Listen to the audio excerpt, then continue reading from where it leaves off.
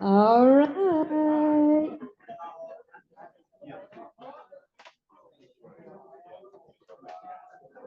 All right. Did we pay for our regalia? And Charlie, I meant to ask you, are we going to have a QR code? Has that been provided to you yet? How are we going to? You do have the QR code. Where is it? Oh, okay. Well, for those of us who got our BC name tags this evening, we're going to be.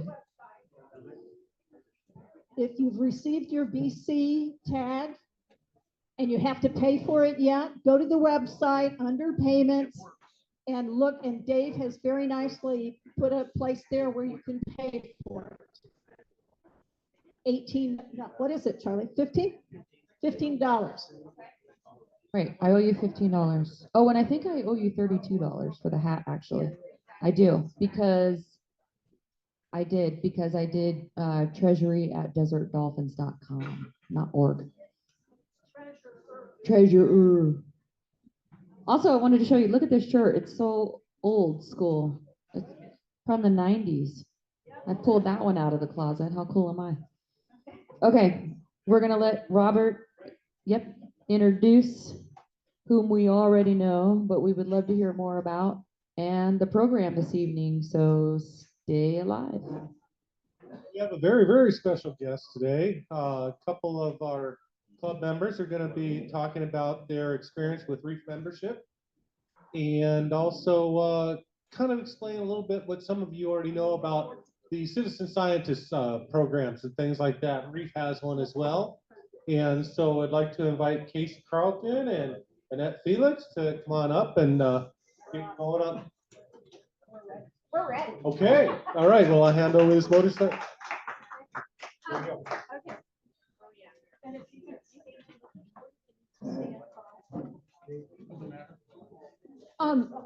Before we get started, I just passed out a little blue ticket. I hope none of you put it in the over there.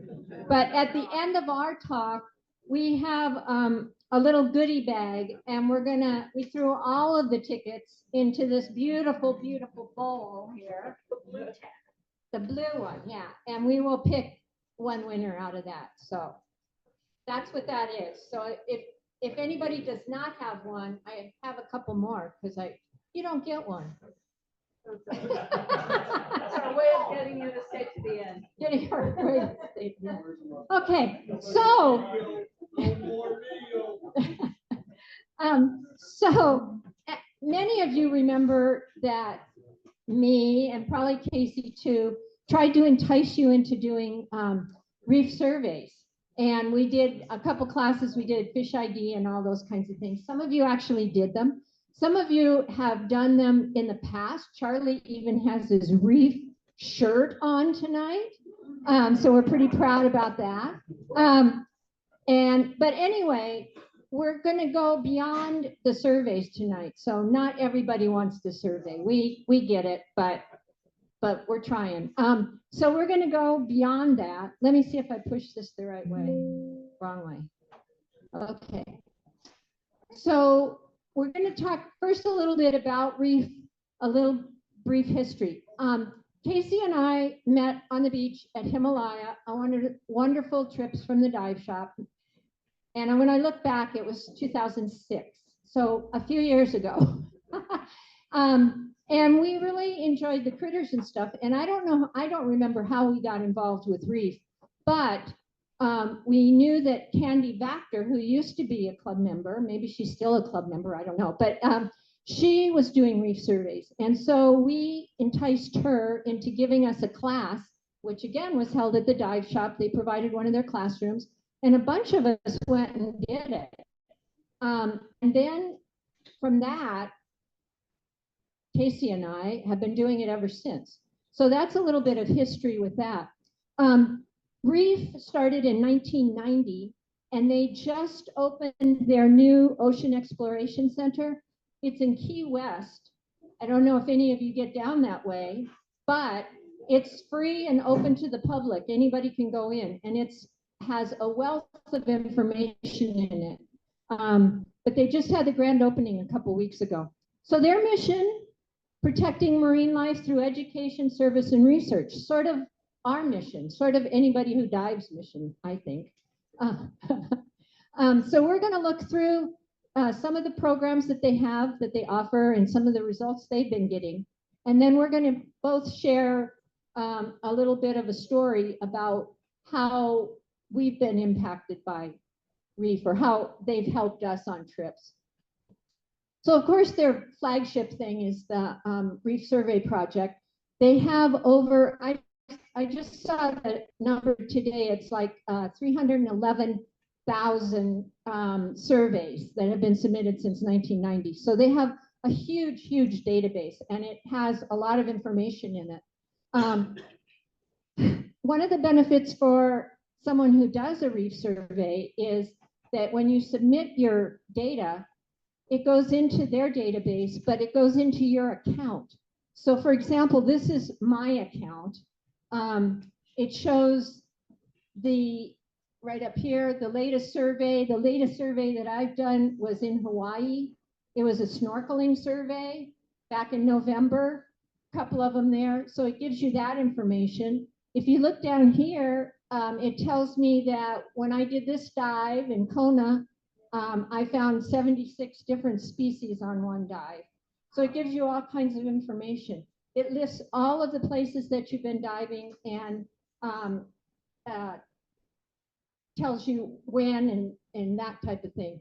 It also tells you all the fish that you have seen at all the different places. So, you know, some of you maybe are birders and you have those life lists. Well, this is my fish life list. And this is the one for the tropical Eastern Pacific where we dive in San Carlos. So that's kind of an added benefit, I think, for me. I really enjoy looking through that sometimes. The other thing that happens is as you are increasing knowledge, they have tests that you can take, and they're called level tests. So everybody who does a survey pretty much comes in at a level 2. Then you take a test of the 25 most common fish. If you pass that, you become a level 3. And then there's a level 4 and a level 5. So when you get to level 4 and 5, when you pass those tests, you become an expert. And that information that you have collected can then be used in scientific papers and things like that. So there's a little incentive for taking the test. A lot of people don't do it, and you don't need to do it, but if you want to challenge yourself.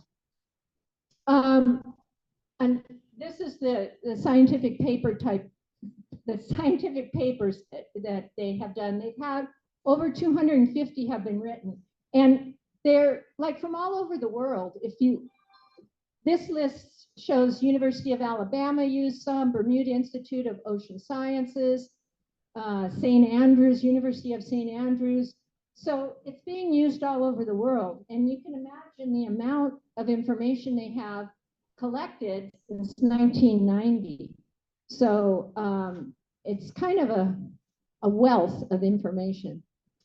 Another thing that they do is they tackle invasive species. And probably everybody in this room has seen those beautiful lionfish, but in the wrong ocean.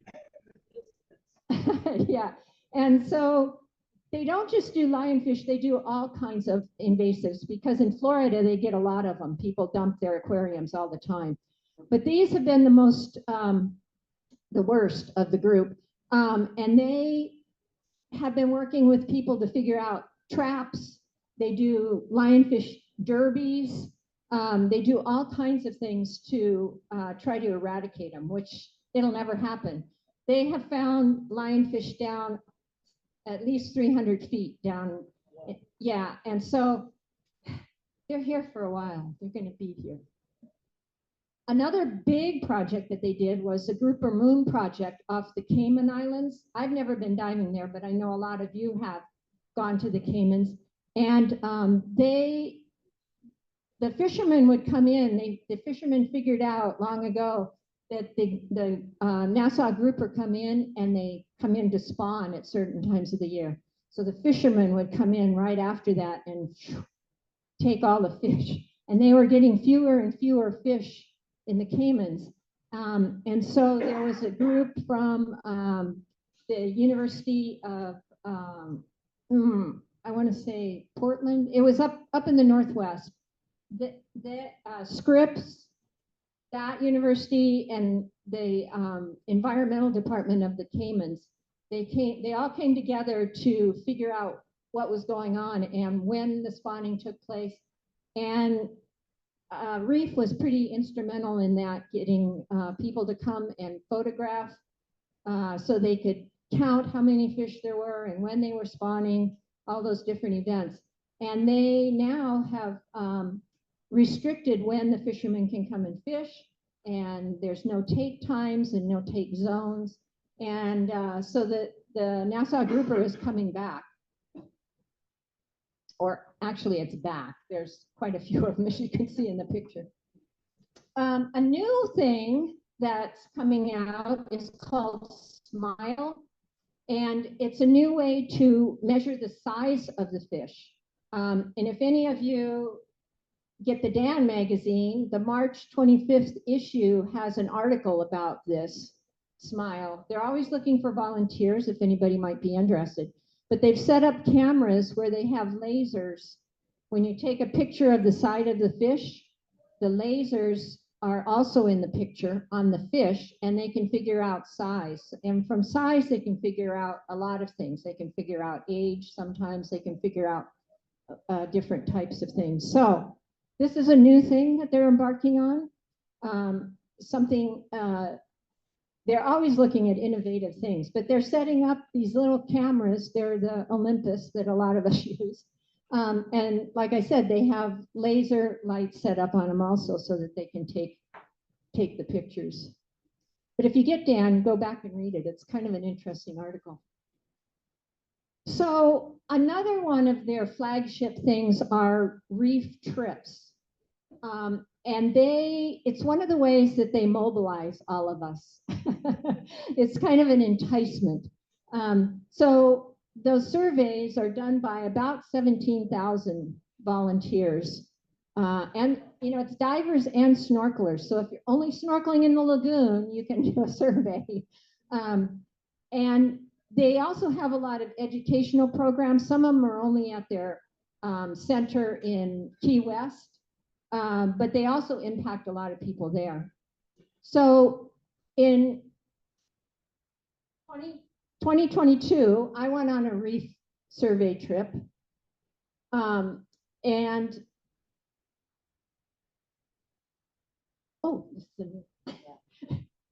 Casey added a new slide. But the reef trips are kind of interesting in that they go, this is 1 year's worth of trips. Yeah, so they're going all over the world. They do reef surveys now all over the world. Paul and I are leaving this Saturday for the Costa Rica trip. We're going to go dive in Costa Rica next week. So, and you do surveys. So when this trip, 2022 trip, was on the Rocio del Mar. And when you do a trip with reef, it's the dive trips anyway are dive, eat, sleep, the routine. Well, this one you have to insert class time too, because you have little classes. They do, how to compare fish, trying to, tell you the differences, all those kinds of things. There's usually 2 people from reef that are on the trip that lead the classes, so that's always good. You bring up your pictures and you say, hey, I don't know what this is. Can you help me identify it? And it's really a nice way to learn fish really fast. It's like, so on this trip that I was on, it was a Cabo to Penasco trip, the Explore Baja, and they had decided that they were going to experiment with eDNA. And so they had a couple extra reef people on the boat that were just dedicated to that. So 4 of us were picked to carry around a little disc. that would hopefully, let me skip this part, that would hopefully gather DNA. And their goal was to match the DNA that was collected with what we saw on our slates, on our fish surveys. So that's what they wanted to do. So these are the sites we did. I think there's about 16 or 17 sites from Cabo all the way up to the midrifts there. This is me. There's a you can't really see it, but there's a little disc that's attached to my BC. And at the end of the dive, before we got out of the water, somebody had to clip that off and put it in a sealed bag to keep the DNA. So what happened to that DNA? Well, it so happens that one of the co-directors at Reef, her husband is also a professor at Scripps in La Jolla. And so he always has an abundance of graduate students. So they brought the DNA that we had back. They extracted it, they sequenced it, and they found out of 136 samples that 125 of them they were able to fully sequence, which was about 92%, which they were pretty happy about that since it was the first time doing it. So they found 32 total species that they could identify. Okay, our reef surveys, we had a total of about 14,000 observations, 191 total species that the group on the boat saw.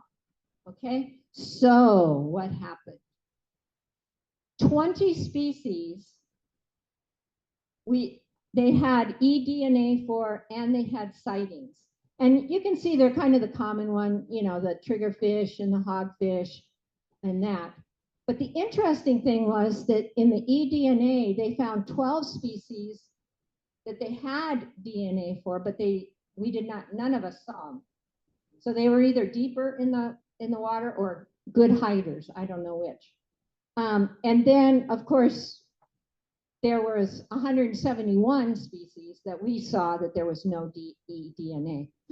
But why was there no eDNA? Why wasn't there more matches?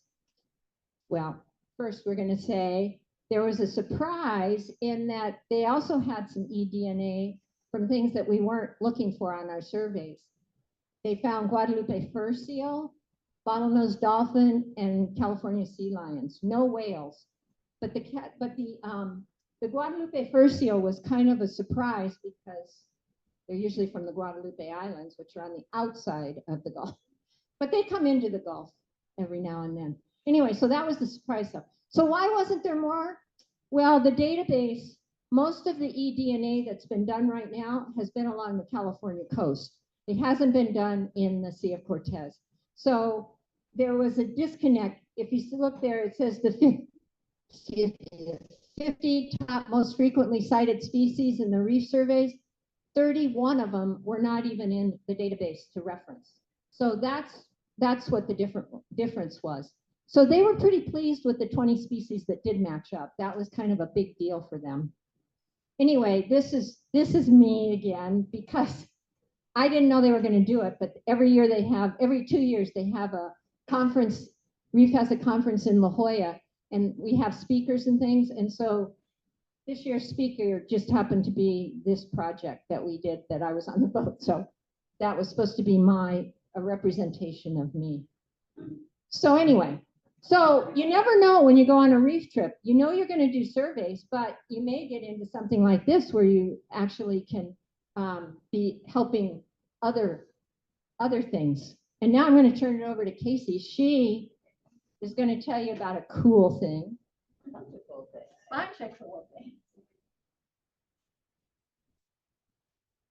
Okay, so I'm going to start a little bit talking just a few personal things about sort of my love of fish ID, which has been going on for way before I started with Reef. My trips back from Mexico were spent poring over Thompson's books and looking at the drawings by Alex Kristich and trying to do good drawings myself. And I think the value in Fish ID is that allows you to really interact with your other divers and talk about what you've seen. They come up. Did you see those rainbow wrasse spawning? Unless you have some reference to talk about what you're seeing, it's really hard to share your experience. So I think it's not just Fish ID, but I'm sure we all love, it's just looking at different fish behaviors and their habitats, the difference between juveniles and mature fish and all that stuff that makes diving really fun. So I have not been as, let's say, not diligent, but I guess focused on surveys as Annette. We are talking about our resources here. And I do need to mention that in our club, we have a pretty phenomenal resource in Annette. So she has done, at this point, she has done more 577 surveys. She's an expert in multiple zones. And she's been huge with me in identifying fish and doing surveys and fast to dive with. So I think life is all about taking advantage of the resources that we have. So I was doing surveys since we took the course with Candy, but a little bit more lackadaisical. I didn't do any of the reef survey trips until a few years ago. And at that point, I decided to go ahead and really become an expert, take the test, become an expert, primarily because I want my data to be used, and it is being used. And probably of all the regions that reef serves, ours is one of the least known or the least surveys, and you'll see some of the numbers. So talking about surveys a lot, our focus for this talk is really there's so much that reef has to offer and their resources besides their surveys. So there's a learning curve for surveys. It really took until I went on a trip and did it all the time that it became second nature. It's a little bit awkward, but that's by no means the only reason that you should get involved with reef. Did we mention that it's free? Okay, we're going to say that it's free about 6 times tonight to become a member. Okay. So the first thing you need to do, and I realize the font is small for you guys to see, but reef.org, they have a great website and tons of resources. The first column, the programs, are some of the ones that Annette has just gone over. But you move down to education and learning resources, and there's a lot that very accessible resources that you can take advantage of. Anyone in education, or if you know someone in education, I'm not going to get into detail on those, but there are just tremendous things to do in the classroom. I have mentioned to certain instructors, dive instructors, when they're doing their advanced open water and they're teaching fish specialties. There's everything that you need, Fish ID. There's everything you need on reef to really go over stuff. They're based in the Keys, so a lot of their focus is the Caribbean. So any trip that you do there, there's just lots to see. So I'm going to make this very real in how, or more tangible for you, in by letting you know exactly what I did to use reef when I went to Indonesia this year. So I went on the website, and the first thing that you need to, these different colors represent different regions that they're present in, and they're the separate databases. Down at the bottom, the TEP, that's us in San Carlos. Okay. the CIP. So all of these regions are known by a three-letter code or symbol. So CIP is the Central Indo-Pacific. And by the way, this covers the Philippines. So all of you could have done any of this prior to going to the Philippines, just to brush up on what you're going to see.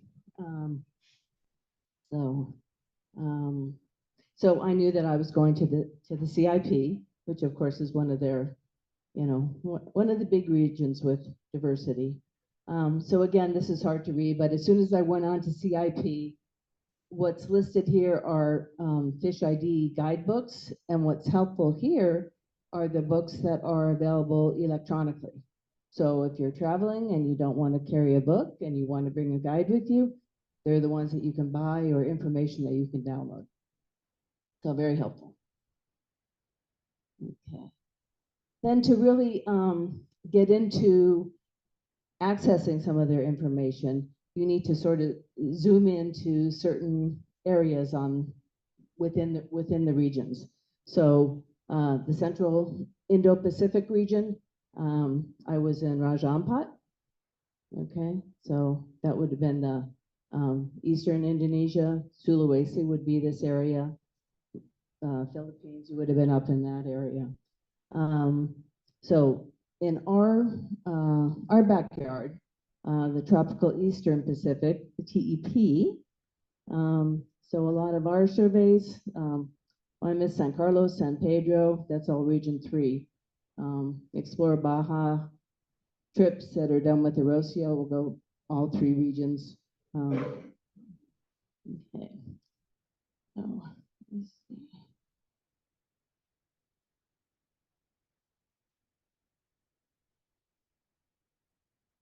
Okay, so the next thing that I I will mention that I also went to their shop to see what might be available. And one of the things I did, because I always love these laminated cards and I get them and collect them from every trip that I do, was to order the one for the Central Indo-Pacific. So this has like the 70 most common fish.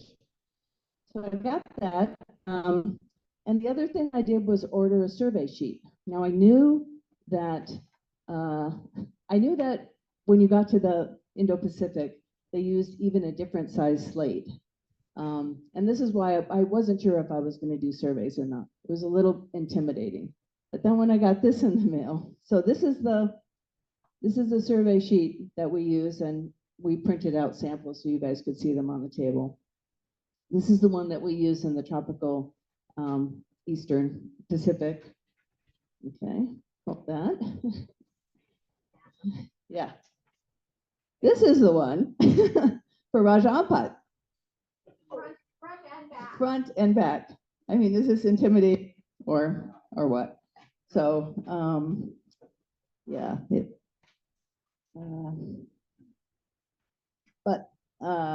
So I followed looking at this with really pulling up the Fishinars, and you can access the Fishinars through the learning resources. These are like seminars, live seminars that are done with their staff and members. There's not a lot of them. They typically do them before trips. But the good news is that all of them that are done are archived, so you can access any of them. So I went to see which ones have been done. So these are all ones for the Indo-Pacific. Okay. If you look at the top one, top 25, that's pretty doable. Maybe 25 fish. And we'll compare this. Okay. So I did most of them that pertain to the Raja Ampat area. One species that or a family that I really thought I could hone in on because they're beautiful and they're very distinctive and they're easy to remember are the triggers. So I did this Fishinar. A lot of the Fishinars have these, they're called cheat sheets. You can print the cheat sheets or you can download them to your computer. And what's really beautiful about these is they have some really specific details in IDing fish. And a lot of us know that you can't always use color, okay, but you can use different shapes, you can use different identifying features in fish, and these are really great at pointing out, and that's what's really fun about the fish and ours too, is there's some really specific individual information on the fish. So so if nothing else, the fish and ours are just fun to do. They can be social. You can do them with friends, right? And they're usually only an hour. They keep them Yeah. to about an hour. Yeah. So this is the list of the ones currently in our area for the Eastern Pacific. Did you do any for Costa Rica? I did. I'm not I surprised. downloaded the cheat sheet for Costa Rica. Yeah. The common fishes. So this is, and even a lot of this information is available on their website, even without being a member. I think actually to see the fish and ours, you do need to be a member, but it's free. So very good. So then they have another thing, a lot of these are designed for people that are changing their levels or something, but they're also just really fun. They can be party tools. Okay, they have these Quizlets or flashcards. So this one, who's going to identify this fish for me? Raise your hand. Raise your hand. Ooh, I didn't think it was that hard. Yay, Gus. I'm gonna send the picture to you, Annette, like I normally do. It is a damsel of some kind. Okay. Yeah, so let's look at it. Anybody want to take another guess? Okay, that's good. That's good. But it's a juvenile Pacific type of damsel. What kind do you think? We see them. Thank you. Okay. Okay. This is, no, we're not going to be able to give our sticker. I guess Gus could get it. Okay, we'll give it to Gus. This is a juvenile giant damselfish that we always see out at the You island. know, that's part of the problem when you do fish ID. The juveniles, as you all know, look totally different. Yep. Yeah. Yeah. And some of the fun stuff too, though. Okay, so that they have these flashcards, and you can use them for studying if you plan to change your level or just for fun. But they also have quizzes, and these are more designed for people that are taking the test, because they have the fish that are on the test on them. But how about this one? Raise your hand. Charlie? I say sturgeon. Well, a little bit more specific. Yellowtail. Okay. No. No. Give it to Charlie. Give it to Charlie. Okay. It's a much sought after sticker, I guess. Yeah, they're pretty cool. Yeah, but this is a lion. Well, lionfish are not invasive, as we all know, in lots of places. So you can really enjoy them if you travel to the other side of the planet. Okay. So these are just some of the tools that you have. So this, when I came back, this was I looked up one of the dives that I did, one of my favorite dives. And some of the data on this, just to compare this sort of with what we've got going at the Sea of Cortez and the tropical Eastern Pacific. So at this site, there have been a total of 5,950 surveys done. Okay, 3,524 of those have been by expert surveyors. And there have been 1,974 species identified at this dive site.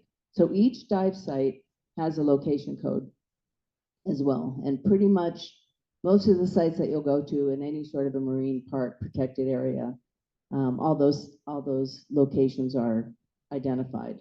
We still identify some new ones out at San Pedro from time to time, and When you go with Gus, to go to those places Yeah, that aren't and we- there. and we So take identify your them. GPS with you.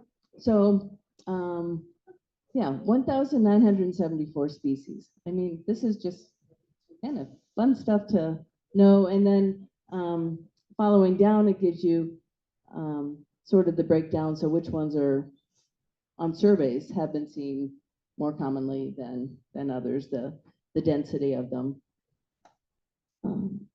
So comparing that to, this is La Cascarita at San Pedro Nolasco. And we have 115 species reported. And we have a grand total of 56 surveys with 15 done by experts. So another incentive for me, really caring about the body of water that's our backyard, is to really increase all the data that we can start to accrue for that body of water. So fun. The other thing that you can do is if you on these data sheets, if you just click the plus area, you get a nice little snapshot picture of the species that you're looking at too, if you're confused. So all of this is just it's not tricky. It's very easy to use. I can do it, and it's free. Did we say it was free? Did we mention it was free? Okay. So other fun stuff that Reef does. And all of this, again, we really want to just really tell you guys that it's not all about surveys. You can really enjoy Reef and what they have to offer and never do a survey. So they have a book club, which is kind of nice. We're all looking for those, especially traveling. It's always great to have books. Want to do the next one? The book Oh. club is like 3 times a year, I think. They choose different books. Fish Out of Water was started during COVID when you couldn't meet up with people. And it was just kind of a way to get people out and running and doing things. It was a fundraiser for them, and it still is, and it's still going. Just happened, I think, 2 weeks ago. But that's kind of fun too. You get a t-shirt and other things, but yeah.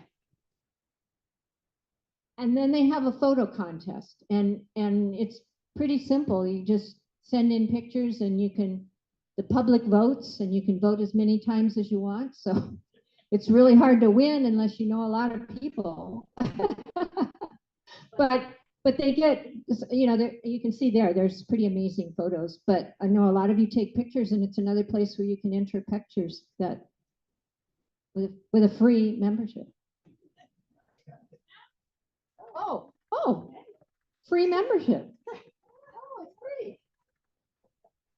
Okay, so one thing about this organization is they will, besides that it's free, is it's not the type of organization that is going to continually harass you for donations. Yes, they will send some things out. Usually the postcards are really nice pictures of things to look at, but it certainly is not overbearing. I will say that. The monthly e-newsletter, making a count, I find really interesting. I read it. If you want to do survey, I mean, you can start really on a very small level and just start building up your fish list, your lifetime fish list, which it is kind of nice to have.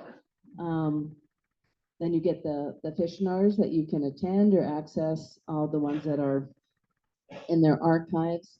And then tracking that not many of the regions are doing surveys with invertebrates right now. The only one, okay. I wish that they were doing a little bit more with invertebrates, but yeah, maybe that's coming. More members, maybe it will come.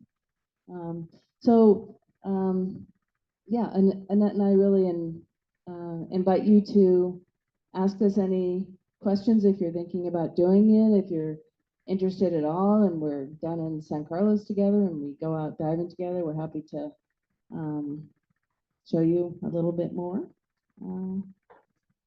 And with that, we will close. Oh, yeah, don't leave.